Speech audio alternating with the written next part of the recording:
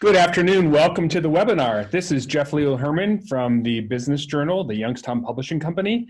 And today we are thrilled to be here live at iSynergy with Anthony. And our focus today is using Google's platforms to define, track, and optimize digital success. It should be a rollicking good time. Absolutely. Analytics is fun, right? When you have insights to drive your business, it's a lot of fun because you have confidence to move forward in really all of your business decisions. So today we're going to go through a very quick yet effective way to optimize your website for digital success. So at this point, I will hand it over to Anthony, and I will be monitoring the Q&A. So we'll be collecting your questions and look forward to answering all of your questions here at the conclusion of the webinar. So thanks, and take it away, Anthony. What we're going to be talking about today is we're going to be talking about how to define your traffic using Google Analytics. And then we're going to talk about how to track your digital campaigns using Google Analytics goals and Google Tag Manager. We're going to be then optimizing for success by interpreting your website's traffic and using Google Search Console by setting it up and connecting it with Google Analytics to give you deeper insight. So we're going to dive right in and talk about defining your website's traffic. So how you're going to want to do that is you're going to want to set up Google Analytics onto your site. Now, Google Analytics is necessary when wanting to measure the success of your website and who's coming onto your website. Without it, you're going to be blindly guessing on who's coming there and what they're doing when they get on there. So that's going to be set up by placing a code on your site, and that can be done three ways. You can either manually code it into the site. Typically, you're going to need a web developer for that. There's available plugins based on whatever website builder you're using. So if you're using WordPress, there are several WordPress plugins for you to use to set up Google Analytics. But the way we recommend you do it is setting up through Google Tag Manager and creating a universal analytics tag. It does the same thing as the other two methods, but we recommend Google Tag Manager because we're already going to be going in there to to track our digital campaigns. So you might as well already be using that anyway, regardless. That way you don't have code in a whole bunch of different places and you don't know what's where and things like that. Once you have that code placed on your website, you're going to want to create two separate views under your property. You're going to want to create an unfiltered view and then a filtered view. Now, what that filtered view is meant for is to exclude you or other employees' IP addresses. That way, when people within your business are accessing your site, you're not seeing those hits show up. I would recommend that as a default view, but I would also recommend that you have that unfiltered view, so you have a raw version of your data, just in case you ever need to refer back to. Right, that filtered view gives you a false sense of confidence. The unfiltered one, right? Yeah, it gives you, unfiltered means everyone, but filtered means just external visitors, right? Yep, correct. Yeah, that's a really important designation. Yep. You're going to want to definitely make sure that you have both of those set up. Okay, so once you have Google Analytics set up, once you have those views created, this is going to be your home screen. And what Google does for this home screen is it kind of tries to give you a couple quick hits to look at before you look at anything else in their other pre-built reports. So it's going to tell you over a certain period of time how many users have been on the site, how many sessions, what's the bounce rate been, how long people have been on there. If there's any active users right now, it'll try and give you some additional insight onto the right, and then it'll also tell you like geolocation of users as well as where they're coming from and things like that. But I want to focus on the sidebar. Now, the sidebar, Google creates 5 different pre-built reports, and these names are going to sound confusing at first, but really it all boils down to how users are interacting on the site and where they're coming from. So the real-time report is going to show you your current or recently active users on the site. The audience report is going to tell you who's coming to your site. Acquisition is going to tell you how they're reaching you. Behavior is going to tell you what they're doing, and conversions are going to tell you if you've captured them. So if there's two places you look, if there's two reports you look at all in Google Analytics, when you go into, I highly recommend you look at this acquisition report and its all traffic channels report. This is one of the default views that I always go to when I'm looking at clients or our own data. It tells you where people that are accessing your site are coming from.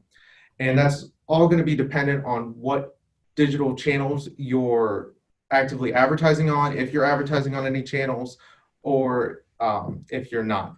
So organic, we're going to go down the list here. Organic search, that's going to be all of your traffic that you're getting from any type of search engine. So Bing, Google, Yahoo, any of those search engines.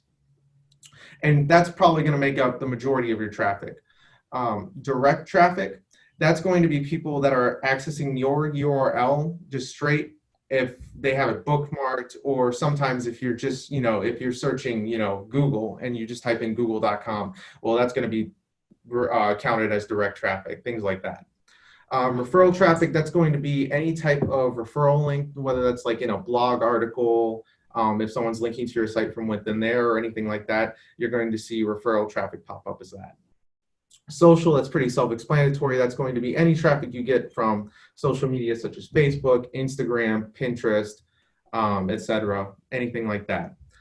Paid search, that's going to be all of your PPC campaigns. So if it's Microsoft ads or Google ads or anything like that, you're going to see it come through there.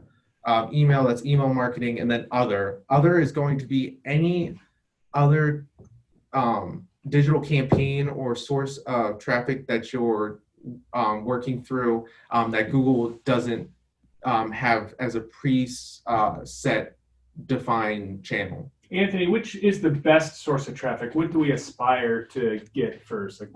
We aspire to get organic traffic first because that's going to give you your biggest ROI. Okay, so that's effectively free. Yes, in quotes, right? Yeah, essentially it's free.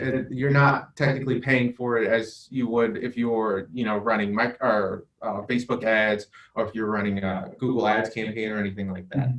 So that's basically showing up on the Google search engine results page, the SERP as it's otherwise referred to. Yep, correct. Yep. And that's a real, you can compete on keywords, right? And especially long tail keywords to win. And, and this is interesting. We'll probably not today. We're not going to get into how to look for keywords in striking distance. No, not today. Yep. Okay, we'll get into that the next time. Yep. But yeah, organic traffic absolutely is the best, like Anthony said, the best ROI you can get when you're really looking at how people get to your website. And then look, we all hope for direct. Right. I mean, that people know your brand. Yeah, and they that's also jump a great in. thing too. Yep. Yeah, so that's a good signal. If you're saying, pay to play, advertising, right? Right. If the bulk of your traffic is paid, does that mean you're working really hard to get people to your website? Yeah. And we see that sometimes with people that are just starting out or anything like that. So that's not always a bad way to go. Sometimes it's really competitive depending on what vertical you're in to compete organically. Right. So sometimes that paid search helps to give you a boost. Right. Okay, well that's good. They're all viable channels, right? They're all great ways to get traffic. There's always a good way to get there. So. But just knowing, you can make so many great decisions just knowing those sources. Mm-hmm. Okay, perfect. All right, sorry to bother you. Carry on. You're good. Yep. So now if there's another place that you would look at when you're looking at Google Analytics, I would also look at the all pages report under behavior. So what this is going to tell you is it's going to tell you where people are going, how long they're there, and when or where they're entering and leaving the site from. So basically, this pages report, it's going to tell you all of your top pages. It's going to tell you which pages on your site have been visited the most within whatever period of time that you have set. So for instance, I have on our screen right here, our website over a 6-day period, and you're seeing that our blog, The Measurable Goals of a Graphic Designer, that has 423 page views. That's our highest performing blog given this time period. So you can extrapolate some insight from that if you're, let's say you're a blogger, for instance. If you have, two different types of blogs, let's say you blog about food and you blog about music. If you see that some of your highest view pages are food blogs as opposed to music blogs, what does that tell you about your site? Does that tell you that, food blogs are the way to go, or should you be stepping up your game on the music blogs? Maybe the music blogs aren't written to the same level as your food blogs. There's a lot of insight that you can extrapolate from this pages report, which is why I look at this one and the channels report under acquisition very frequently, because it really helps to drive content creation and things like that.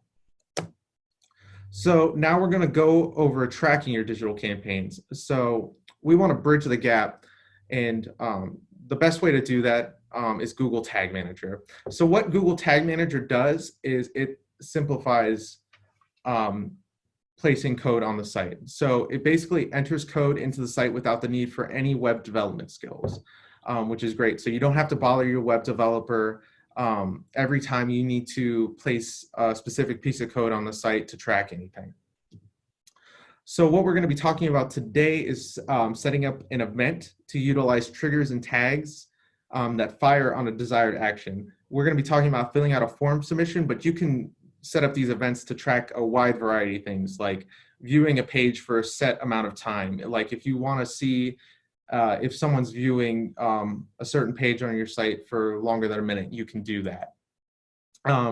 Or you can track, things like clicking on external links. So let's say you have a whole bunch of social media profiles and you have them set up on your site, like at the footer, for instance. You can track how often people are clicking on those links, and it helps to give you additional insight based on whatever your goals are.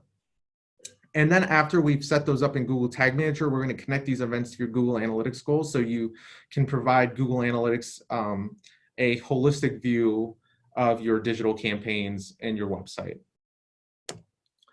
So Google Tag Manager, setting it up, you're going to want to create an account through Google Tag Manager, and then what that does, it's going to create you a container, and this container is going to be placed onto the site, and that container will house all of the code that you do through Google Tag Manager. So it creates like one neat, clean area on your website where all of that code's getting placed. And you can do that two ways. You can either install that code directly onto the site, or you can use a plugin made for your builder. So once you have that set up, you're going to have your initial tag manager screen, which is your default workspace. You can have multiple workspaces set up. It just depends on if you have, different departments working within Google Tag Manager, for instance, and you want them to have separate workspaces to work through. It makes it easier for them. But you're going to see this workspace, this default workspace overview here. It's going to tell you any changes that have been made recently and then what's been done since you've last been on. So we're going to talk about setting up a form fill submission tag and trigger on the site, because one of the biggest things that clients of ours want to track is form submissions. So what we want to do here is we want to set up a tag, and that tag is going to be a form submission tag that we're going to connect to Google Analytics. Right, and just quickly on form submissions, that's a contact us typically, right? Someone has to typically contact us. Or if you're running a digital campaign and you have a landing page that you made specifically for that digital campaign, yeah, that's going to be that as well. That's a form submission. Yeah. And so that's like gold, right? If someone literally raises their hand and said, contact me, we always want to know exactly when that happened and how that happened. Correct. And then to do more of it, right? Right. So if you have the data, you have the insights, you have the quick response action, yes. It's proven that businesses that have a 5-minute response time on contact us forms close 80% of their deals. Right. And that's a nationwide stat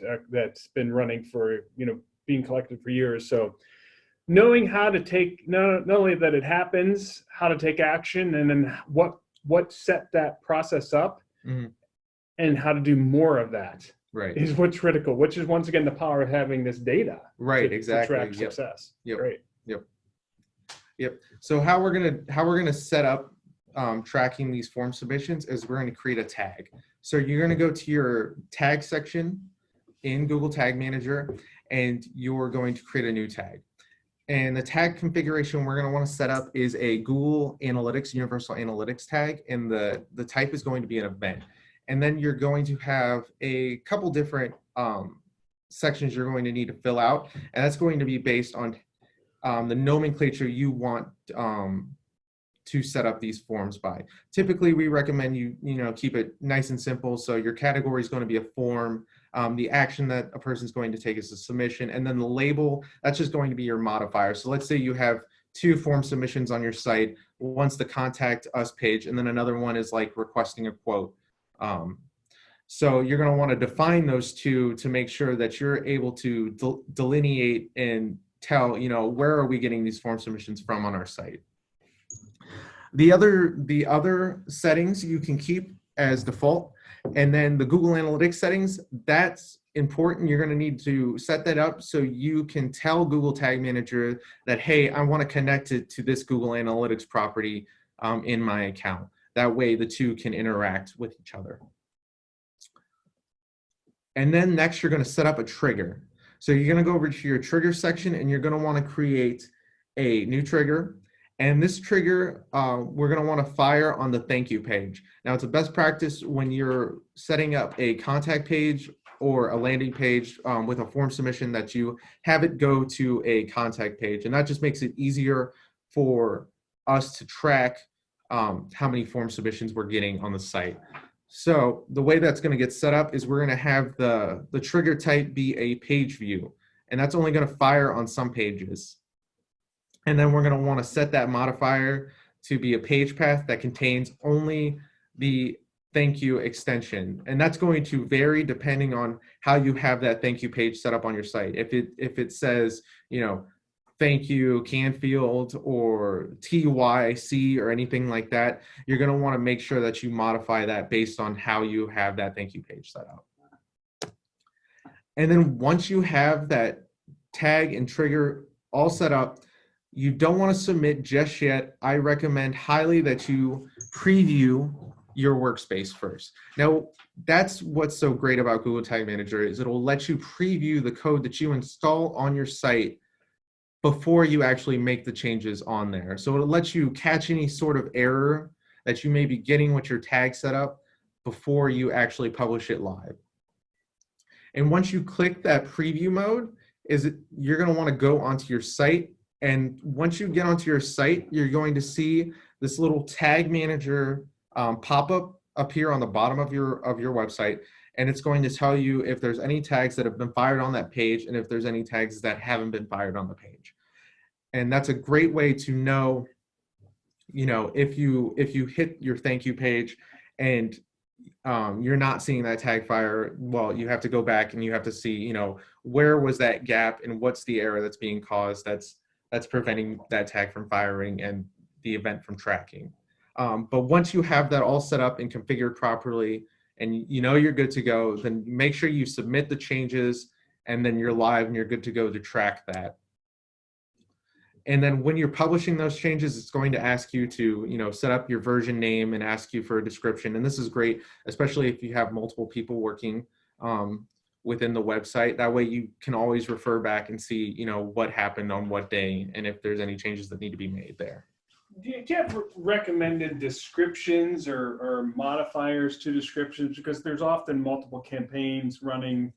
How do you recommend a nomenclature? Yes, and that's going to standardization. Yep, that's going to vary, and that's going to vary based on what your business's needs are. So that'll vary business to business, and it should. I would recommend that it match how you have your tag nomenclature set up, just like I mentioned before. And if you want to do like version numbers, that's okay as well. It just depends on what's going to be the easiest for you to remember and define for your business. And then after you have that all set up in Google Tag Manager, now we're going to want to switch back over to Google Analytics and set up those Google Analytics goals.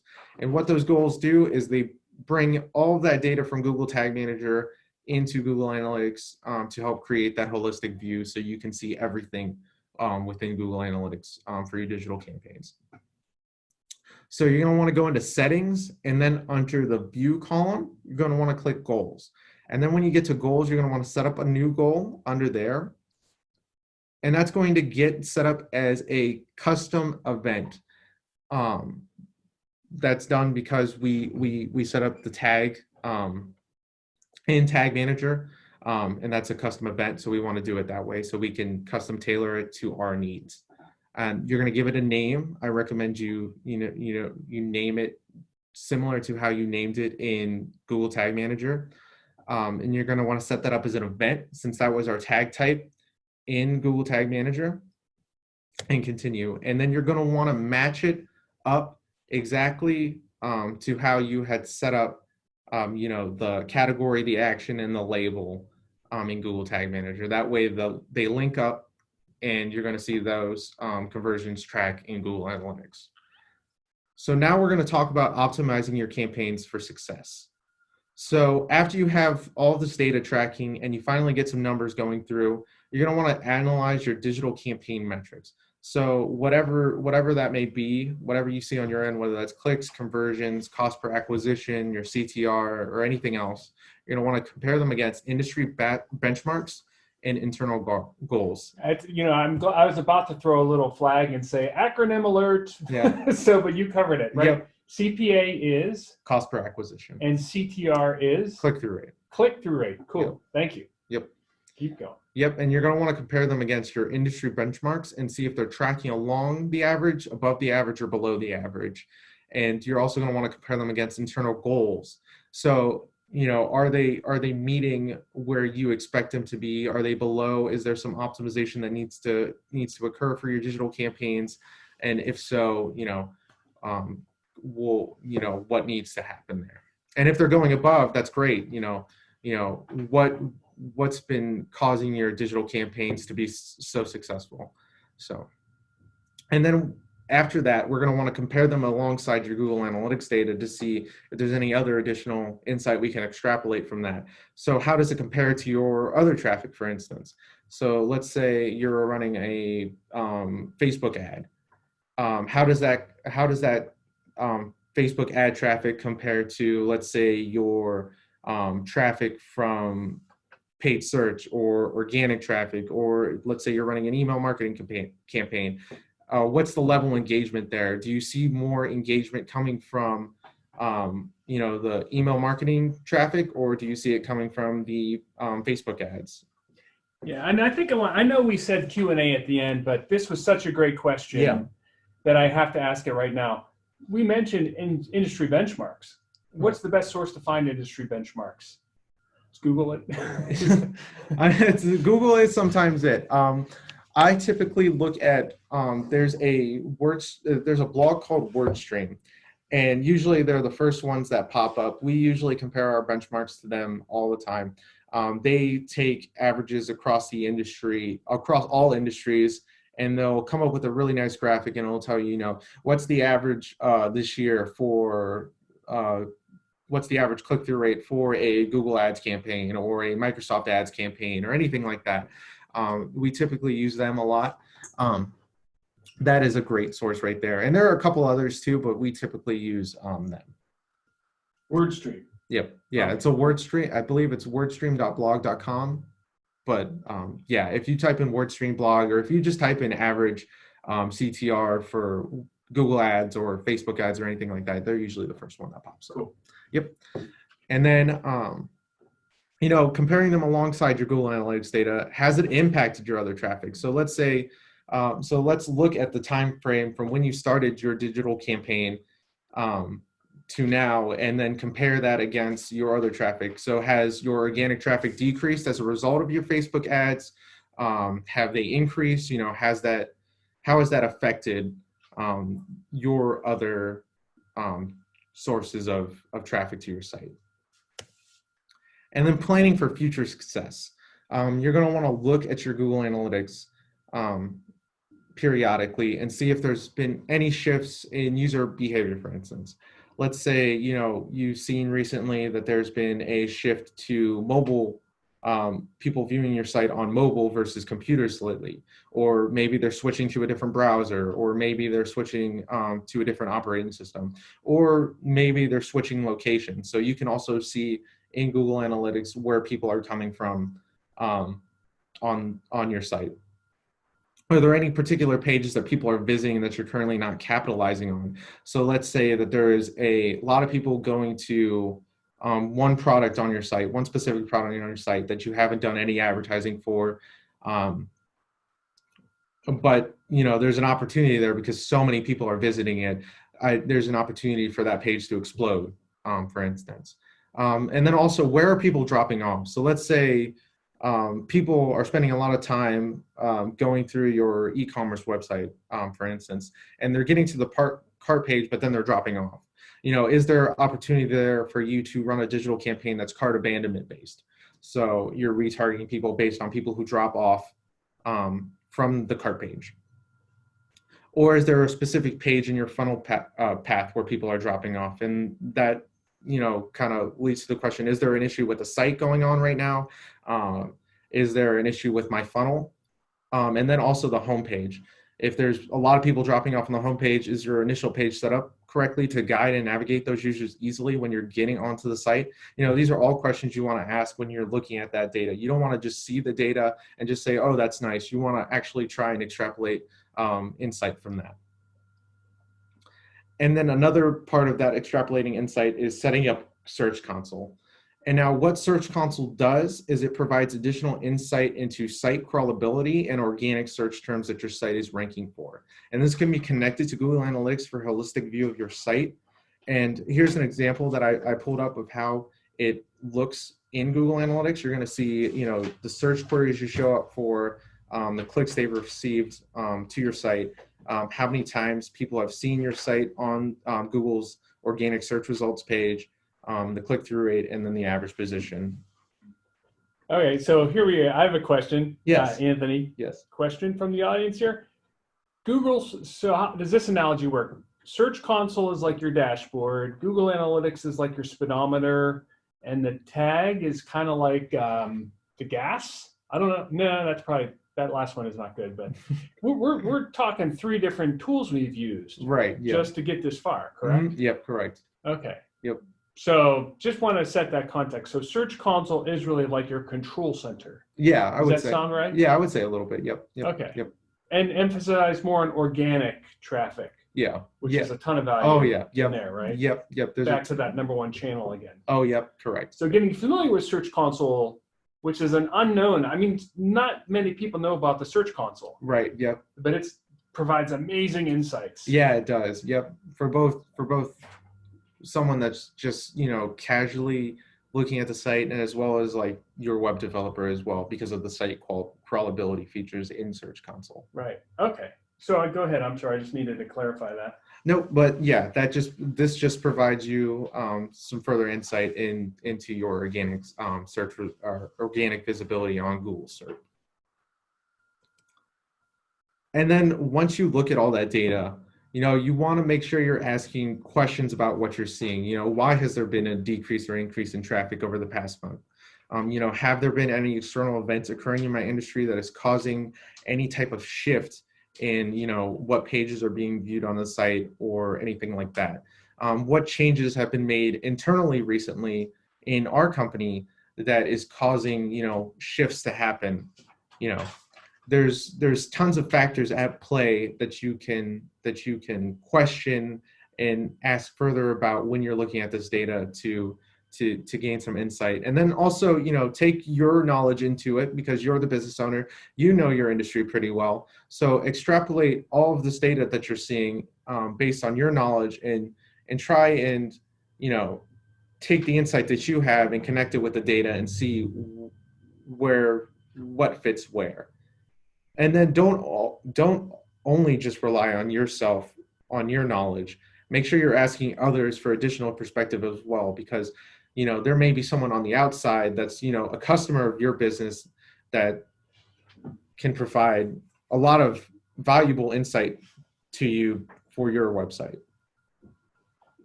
And then make sure you're taking action on that insight once you have, once you connect the data with your knowledge and all that additional perspective, and acting upon it by either setting up a digital campaign or optimizing a current existing digital campaign or anything like that. Wow. Keep going. I got a lot of questions for you, but keep going. Are you good? Yeah, I'm good. Yeah. Oh, wow. Did you have more questions? I do. We have a lot of questions. So, okay. Wow. Yeah, that's. I want to clarify though, and so I just want to once again thank everyone for attending the webinar today. As promised, through the promotional phase, we promised a bacon giveaway, right? Oh yeah. Yeah. So it's bacon and data. What could be better? So Anthony, could you pick a number between 1 and 200? And whatever number you pick, and I swear this is not set up, right? Whatever number you pick, that'll be the number of the registrant number that will win 3 packs of bacon from Black Sheep Bacon Company. So think in your mind a number between 1 and 200. Give me a number between 1 and 200. 165. 165. All right. So I will go back into the logs, and that number 165 will be getting 3 free packs of bacon. I'll contact you offline, and we'll of course share the bacon handoff as an experience, right? Yep. Oh yeah. When that happens. So I'll dig into that. But getting back to the Q&A. So everyone, please take a moment to formulate additional questions. Already got questions on, will we be getting the slides? Will the slides be available? Oh yeah. Absolutely. Yep. Will this replay be available? Absolutely, both on demand via Zoom, and we'll actually be downloading the webinar, putting it up on the Business Journal's YouTube channel, and then posting it in the webinar section of businessjournaldaily.com, and then writing an article about it. And we'll do a full debrief and a deep dive. And it actually will be released by next Monday. So we're going to give people additional time to register for the webinar in case they missed it. But by Monday, you'll have a full debrief, and it will be available on YouTube and ability to travel around and link and share. So take a minute, throw any questions, please, in the Q&A, or the chat box works as well. Mm-hmm. And here, let me walk back to my machine and see what kind of questions we have. All right, sounds good. Okay, here's a good one. Okay. Can I break my website by installing Google Analytics or the Tag Manager? Will that screw my website up, or is this a pretty safe thing to do? It'll be safe as long as you follow Google's instructions. As long as you follow their directions to the T, you will be perfectly fine. Okay. Yep. And because is this truly something an individual can do? Do you have to have a little gift for kind of user interfaces, or is it pretty much your average person can set up their GA tag? I think anyone can set up a GA tag. You just have to, make sure you take, 30 minutes, however long you need to familiarize yourself with accessing your website, and you'll be able to do it, I believe. Yep. Okay. Yep. Okay. Another good question, getting back to Google Analytics and the wide variety of data available on Google Analytics, what's the #1 metric? Is there a best metric that if all else fails, I'm just going to pay attention to this one thing? What would you recommend that would be? In Google Analytics? Yeah, in Google Analytics. I typically look at the sessions metric in Google Analytics, because it tells you, it basically is telling you any hit on your site, it's counting that. And I typically look at that as, all the traffic. Like, you can have so many users on the site, but one user could be accessing your site multiple times. So I look at the sessions metric as kind of my go-to when I'm looking in Google Analytics. Session. So that's about frequency, repeat visits, right? Or number of pages within the session. Yeah, that's like hits on the site. Yep, that's that's number of like hits going onto the site. Right, and the number of pages within those sessions, right? The number of pages is page views, correct? Okay, and the time. Yeah, time is average session duration when you look at it in Google Analytics, correct? Okay, and so if you're into vanity metrics, a lot of times it's page views, right? We want, but really these days it's not about volume, it's about quality, correct? Right, correct. That's why sessions is the better way to go? Yeah, I would say so, yep. Okay, okay. So at this point, we will conclude the webinar. And the webinar, once again, we were thrilled to be at iSynergy today. And I'm sitting here with Anthony. He's their data and analytics expert. Yep. And we reviewed using Google's platforms to define, track, and optimize digital success. So had a lot of fun today, learned a lot today. Thanks for sharing your knowledge and expertise. Thanks for having me. Yeah, I'm sure we'll have lots of questions down the road, but once again, this content will be available, slides will be available, and the videos will be published and shared accordingly on the Business Journal website. So with that, we will wrap up the webinar. Yep. All right. Okay. Thanks for all your great information here today, Anthony. Thanks for everyone for watching. So. Okay. Yep.